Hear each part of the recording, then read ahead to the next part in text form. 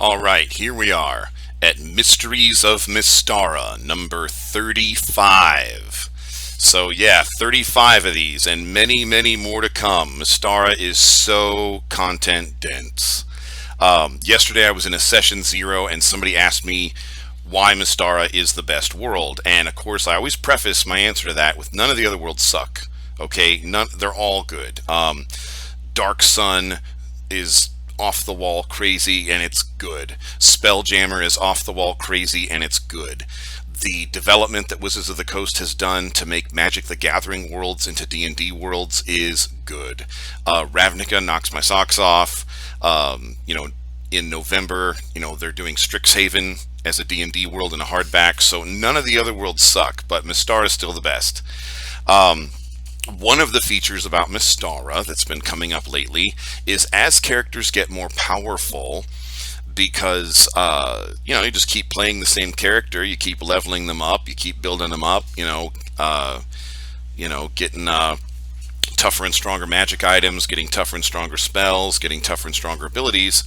There comes a point where your character becomes more powerful, and Mystara can handle it because back in the day, Mystara was, for basic D&D. It was for red box set D&D, which eventually, after a few more box sets, went all the way up to level 36 back in the day, and then had an Immortals box set for player characters to ascend to immortality after that. So they have monsters in Mystara that are meant to handle 30th level parties. Like, that's a thing. Obviously they've got monsters that are meant to handle 20th level parties. So one of the things that Dungeons and Dragons players worldwide have been clamoring for is more higher level play. And they've been clamoring for it to Wizards of the Coast, because if you read blogs and articles from Wizards of the Coast, they say that that's the feedback they're getting from players.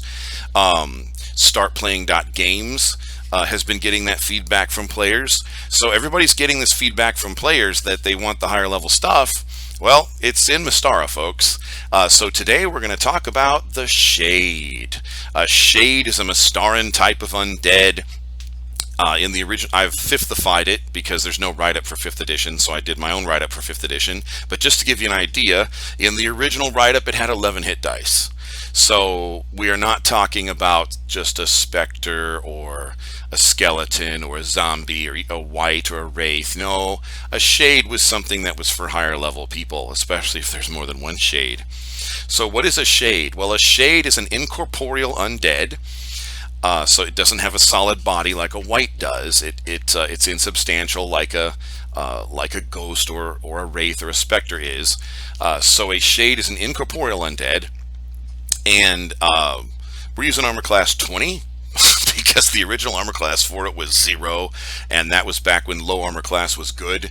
So an armor class of 0 back in the old days translates to 20 these days in 5th edition. It's a little hard to hit. And shades in their life, they were like assassins, thieves, rogues, things like that. And they retain these abilities. And so the other night, in the Tuesday-Thursday game, the group disturbed the rest of a couple of shades. And these shades kept phasing through the walls, getting sneak attack on them, and then using cunning action to make disengage a bonus action, and then they would slip back through the wall. This was annoying, of course, and the shade followed them from room to room to room. There were 2 shades actually. One of them they got pretty early because they were able to land a blow on it because they had the right initiative to do so before it could fade back through the wall. But yeah, so shades. Now they don't do any kind of energy drain. They don't do necrotic damage. They don't suck your soul or drain your hit point maximum or anything like that. They do regular weapon damage with the dagger shaped part of them because they're incorporeal, and so the dark ghostly figure of them is the ghostly projection of them is holding a dagger that looks like the dagger that they would have used in life. So they do weapon damage, but they've got the sneak attack and they've got assassinate.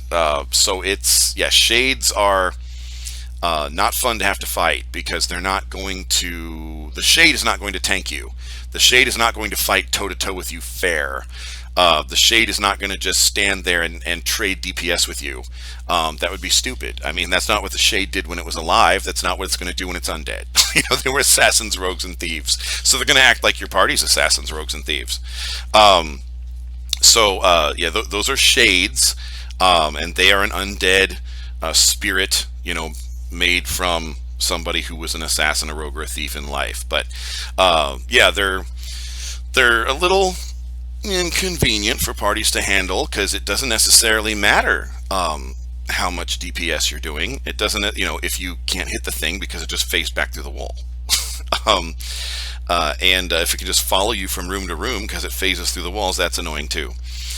So this is just like one example. So probably some of the stuff I'm going to be doing in Mysteries of Mystara here is going to be getting into some of these higher level creatures for Mystara that were not used for other product lines in other worlds, because they got this idea starting in 3rd edition that level advancement really ought to stop at 20th.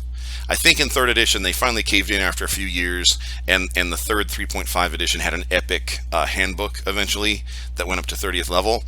But for the most part, the designers at Wizards of the Coast and the latter years of TSR before Wizards of the Coast had it, the thinking was that leveling would stop around 20, and of course that's not what original D&D was.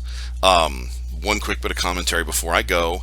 I highly recommend, if you're into Mystara at all, that you watch Mr. Welch's latest video where he pontificated on his expectations for what will probably happen in the future of D&D, since it's been announced that in 2024 there'll be D&D 5.5. And one of the things that I totally completely agree with, some of it is kind of what I'm talking about here, and I think it's time that people started saying this in the D&D community, so I'm going to lend my voice to it as well.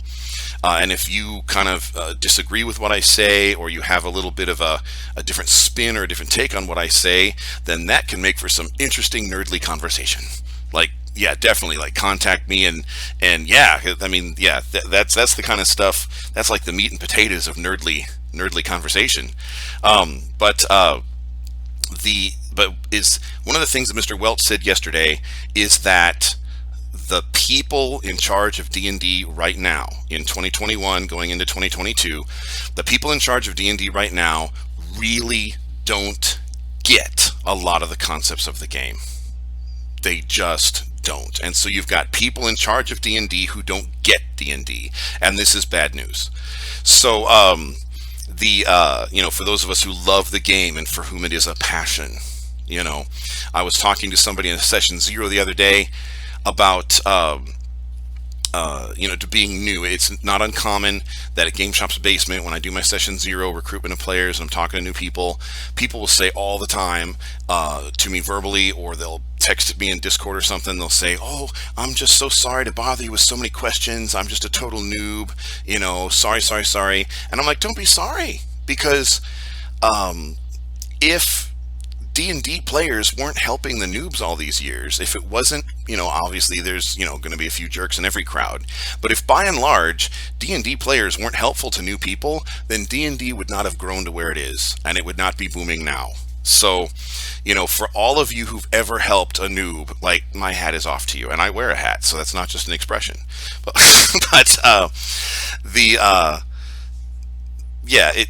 D&D is going through some changes, some exciting changes, but it's been around for over 40 years, so it's going to happen. But so one of the things people want is they want higher level content. So that's what one of the things I'm presenting here in Mystara. One of many reasons I like Mystara is Mystara has higher level content. So I'm going to get into some of the higher level creatures, the higher level things you can encounter in Mystara, and we started off here with the Shade. So right now I'm sitting outside on a patio making D&D videos as part of what I do to get paid. I'm a professional game master, and if you're a game master and you've thought of making some money at it, you can too. We have at the Game Shop's basement a 7 days to Pro GM course that teaches in 7 lessons what took me 50 days to do, to build up my business to the point where I don't need my job anymore. So that's kind of exciting. Or maybe you just want to make a little extra money, have a little bit of a diverse income stream. That's kind of a smart thing to do these days with the world being all crazy. Or you might want something that you can work from home without having to go anywhere. Well, check into Pro DMing. So at GameShopsBasement.com, at the top of the webpage, we've got a banner that will take you to a page where you can learn more information about the 7 Days to Pro GM course. And it's fun. It's exciting. Check it out.